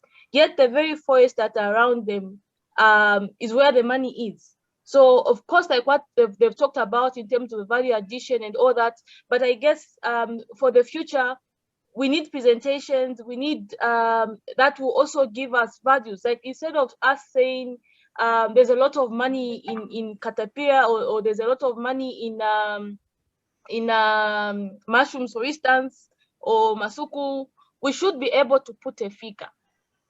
Then it will be easy for the communities to actually realize the value that they actually have. But then also alternatives are important. Many times would want to tell people to stop cutting down trees, stop making charcoal, but what alternatives are we giving them? Most of the alternatives that are available are very costly.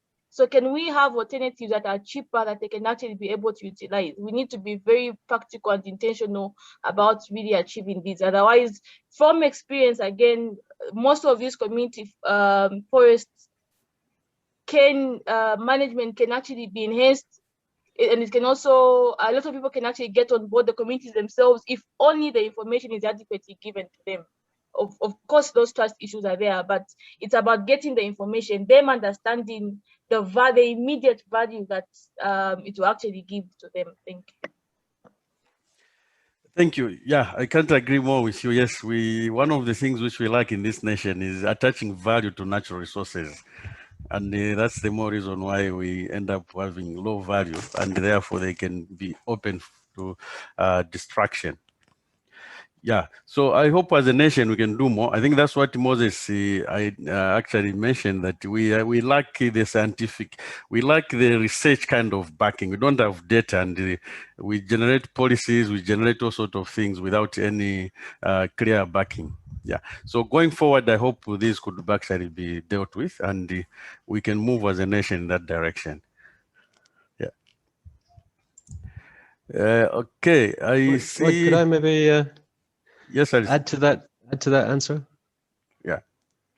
Yeah, in terms of, I was describing earlier the process that we go through to develop the management plan. It's a product-based management plan, and looking at the importance of a resource, a product, the demand for it, the supply for it, the issues, and then the next thing is they've been given the authority through the Community Forest Management Agreement to issue permits. Now, before you issue a permit, you need to know what is sustainable or not. So through the process we guide them through is they need to understand what is the supply from a forest area. So for timber, what we did in Northwestern was a timber cruising exercise. So not a full forest inventory, but looking at the commercial species to determine whether they had sufficient to start a sustainable enterprise. So we had some communities where, like in Kasempa, where the forest areas were quite large and the trees were there. So the outcome was they could. And through that timber cruising exercise, we could then put a value, sustainable yield and value. But then on the flip side, in other areas, that timber cruising said, well, sorry, there's not sufficient trees of sufficient size of value. So we need to look at other aspects. So that process of looking at each product, building up, looking at supply, demand, issues, control, we developed that into then a licensing plan. So if those who are familiar with the national guidelines for community forestry, I think it's Annex 23, guides you through that process. And so before you issue a permit and decide what quantity can be available and what price to charge for it, you need to know what the supply is. And therefore, also then who can collect? Is it subsistence, domestic use? Or is it for commercial use? Is it just for people in the community? Is it for outsiders? And how should that be managed? Because people have been collecting for free for the longest time. So it's a very sensitive topic. But also important in that in developing that matrix is what conditions are put on the permit. You don't just give a permit; it's a permit with conditions. So, for example, with Chikanda, how Chikanda is harvested. If people take everything, then there might be nothing left for next year. So through that process, I think it will be more straightforward now to, after doing a market analysis, to then put a value on their forest. And I think that can be quite insightful and help the process and the issue that was raised. So yeah, please refer to the national guidelines on that in terms of step 6, and I think it's Annex 23. These things are dynamic, and we want to try and strengthen them and improve them. So at the end of my presentation, I shared a link. Unfortunately, they didn't go online when decentralized forestry closed. The guidelines went offline, but they're now online, attached to the ZIFLP, the Zambia Integrated Forest Landscape Project website, and that's just a temporary thing while we just want to make it more public.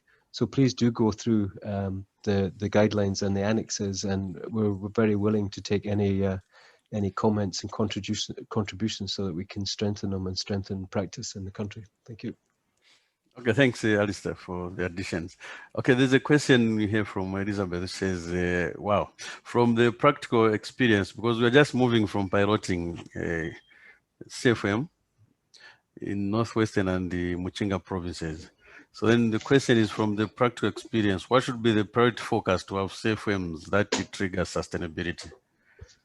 Or should we focus on conservation or business, or both? I think that one is mainly to Alistair and myself at some point.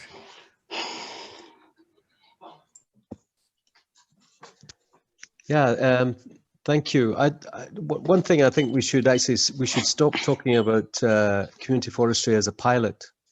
It's already, you know, it's been approved in the legislation. There's a regulation in place to guide it, and there's guidelines to the process. So I think we should say that it should be common practice, and that's what I'm trying to say with in my presentation. And you know, the national strategy to reduce deforestation and emissions from forest degradation really really should be emphasized, so that it's not one community forest area in a district is not acceptable. It has to be wide. I'll give the example of Jaffet. We were piloting it under the Decentralized Forest and Natural Resources Project funded by the government of Finland, and because it was a pilot, we did have a few sites per district, just to test the process. But I had Jaffet who was kept pushing me, said, "No, can I have more?" And we said, "Yeah, you can have 3, then you could have 5." And then when we finished the project, he'd sneaked in another 3 areas. So he had 8 community forestry sites in Shiwangandu district. And that's what we need.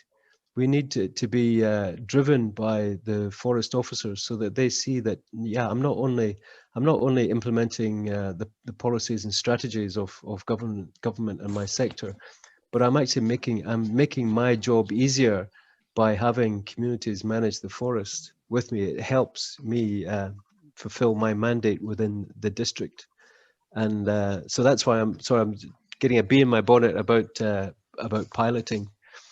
But coming back to the question, each area of forest is unique. Each site is unique, and it's through the community engagement process where we can explore opportunities with the communities. What is the potential for their areas? I give the example of we're piloting, we're applying community forestry in Mpoma local forest as an approach, and the community has already said, you know, it was reserved, gazetted as a local forest in 1958 because of it was the source of many local streams. So people can see that actually some of these streams have disappeared over the years. So their priority for the upper slopes of the forest was to just pure conservation, because they wanted water back. Whereas in the lower slopes, then there was other opportunities for enterprise development. So it's part of the analysis of the local situation and the interest of the communities, matching with the policies and strategies that will then upscale it to much larger areas. I hope that's answered the question. Thank you.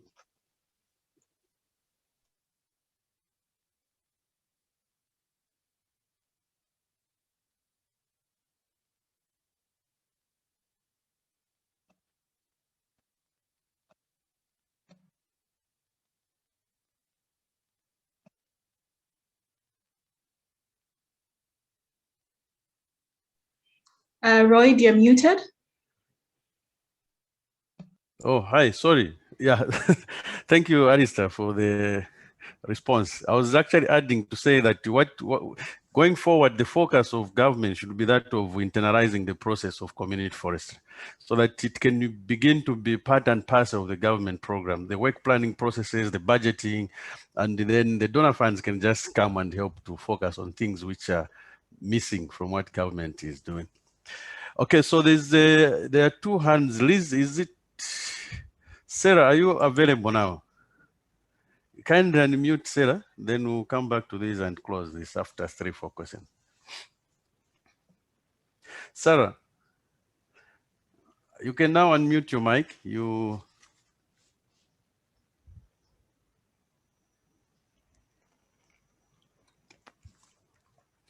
Hello, I think we seem to have a problem with Sarah. Maybe issues Yeah, of I can't get her to unmute. connectivity. Liz, you still had you have another comment, question? Yes, I just want to say that I think the one thing that we ought to bear in mind is the fact that ecosystems do not exist in isolation. They're actually interconnected. And because of that, I think it is actually possible. You know, before one would actually think that it's not possible for the forest to exist with the settlements and industries, but it has shown. Like, for example, Kalumbila is one of those places where even when they were building the houses, they could only bring down a tree only if it was coming in the way of the building. But in our case, in most of these places, if they open up land, for instance, for plots, they'll go and clear the whole land. They'll remove all the trees in that area, leave it open and bare. And then later on, when people start building, they start to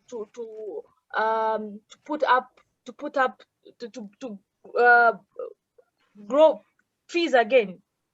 So I think we need to just realize the fact that the forest can exist with us, especially in the rural areas. We can't do what we've been doing in the urban areas and take it to rural areas and start to clear land completely.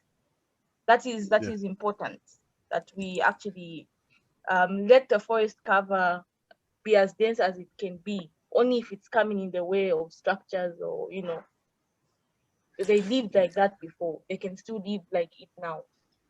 Okay.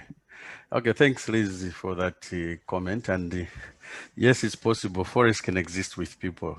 And I think that's the model that Komako follows, of chiefdom level kind of conservation areas, rather than isolating one pocket being managed and the rest of the chiefdom is left unmanaged. Alistair, there's a request that could you kindly share the guidelines? I think you share them through the ZIFU website. If you could share the link where these guidelines are, people want to access them. There's a question here in terms of. Sorry, maybe if I'm able to share my screen, I can put it up. Or you can share in the chat panel there. Okay.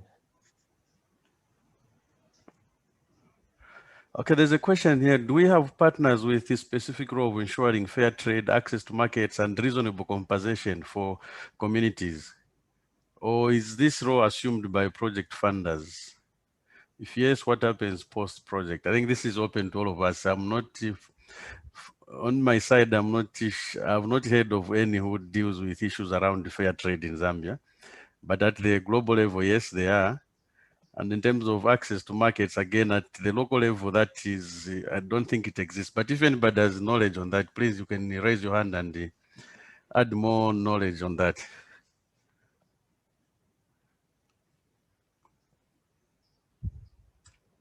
Yes, Angel. Thank you, Professor.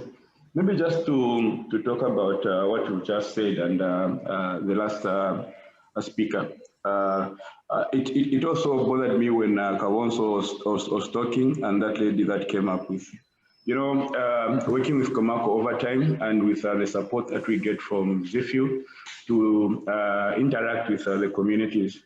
Komako do realize that these community forests that we've established has got different non-forest products that we can create a variation around. The big thing that remains is how do we bring them to the market? I think that's where Komako speaks in. So speaking to what you're trying to say is we can create all these community forests, but I still feel these groups we are creating, or the communities, we need, or the responsibilities to rise in us to the time they will be able to find their own market. Because it's only when the masuku or the mushroom can get a good value at the market, that's when we'll see it translating to managing that forest. But if they can still sell the masuku to a local person and buy that at a low price, they'll never see a value of that forest. So, hello? Yes, please, go ahead. Yeah, so my challenge still remains to what Komako Stew advocate for. I'll give an example or citing an example of conservation farming. If you do, I remember very well in Eastern Province, what was considered as a cash crop was tobacco and cotton, because it's a crop then which was fetching good money. This time around, if you can see how many people have turned into soybeans, because they realize now soybeans can give them good value. It's the same thing that we can do in different products that we're getting from this forest. If we can only should be do more and create a value for each these forest products, then we'll be able to see it translating into forest conservation. Otherwise, without that, it's somehow still be difficult. Just like what Aresta said, that communities will turn into what they'll feel, they'll get a value from that forest, which may be charcoal production. To me, that's what happens when we talk about creating value to this forest. Yeah, thank you. Many thanks, Angel. Okay, so the link has been shared there. You can access it direct now. Alice has shared the link where you can access the guidelines. Okay, so I want to close this by just looking at what Rolf posted. Sorry, Rod, can I just share my screen? Okay, please do so. I just need here we go, permission. Okay, as Alice is sharing his screen, there's a general question which Rolf asked. I think this borders around the impact of livestock on forest management.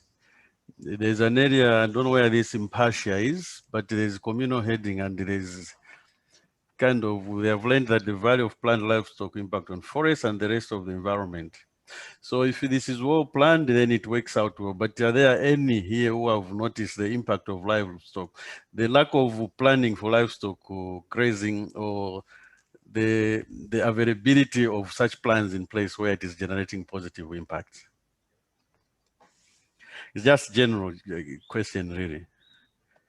But the point still remains is that livestock, if not well managed, can actually damage the forest in several ways. And these are the problems of alternative livelihoods, which Kawonso was talking about, where you introduce goats where there were no goats. And the goat farming becomes more paramount than the primary, which is community forest management.